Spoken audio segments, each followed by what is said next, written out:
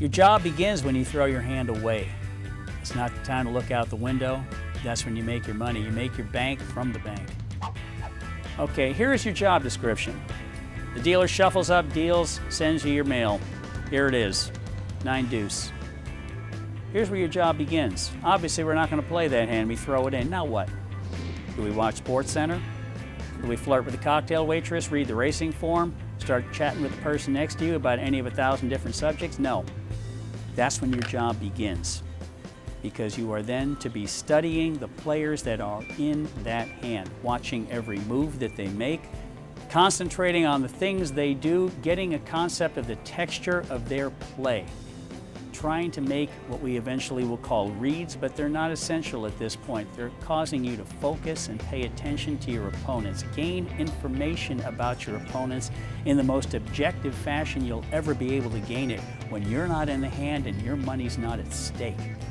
That's when you'll gain the most correct decision making, when you're not in the hand. Now what happens? 2+ minutes goes by. You get your next little beauty delivered to you. What is it this time? Our old friend, the deuce 7. What they call the beer hand in Texas. Why? Because when you get that hand, it's time to go grab a beer. It's not going too well. What you do at this point, the same thing you did with the 9 deuce. You throw it away and repeat step 1, which is following the hand that's being played that you aren't in. That takes work. That's hard. That's something that requires your attention and your focus. This is the labor of your job as a professional player. Somewhere on an average between 13 to 15 hands later, you pick up a hand that's playable. Now you plug in the information that you gained watching your opponents for free. One of my euphemisms goes like this.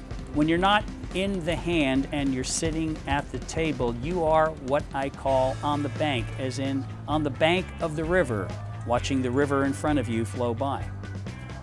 Well, my euphemism is you make your bank from the bank. That's where you'll make your money. From studying the players and making decisions and trying to predict the hand outcomes or reading the hands when it doesn't cost you anything. Because the closer you get at accuracy to that, the better your track record is going to reflect itself at the end of the month when you're doing your books. Now, what will this cause you to be able to do is when the game is over, you then want to take out book number 2, your profile book, and you want to make notations about the players you've spent all of the time you have studying. Once again, that's work. It takes concentration and it takes some memory. You might want to take notes to yourself when you take breaks from the game, which I highly recommend. Will come too soon. But at the same time, it doesn't mean you have to turn into the sort of person that says, excuse me, I'm writing profiles on players, can you give me your name? You just use whatever it is that jogs your memory. Maybe it's something they said. Maybe it's something they did. They played a hand a certain way. I had a guy in a game one night that was constantly boasting about the night that he won 9 racks of chips. In my profile book, he's 9 racks. The next time you see them, you'll remember them. The names can be whatever it takes for you to remember them. And it also gives you a concept of not just concentrating, but you now have criteria on the next subject, which is game selection. Your job begins when you walk through the door of the casino.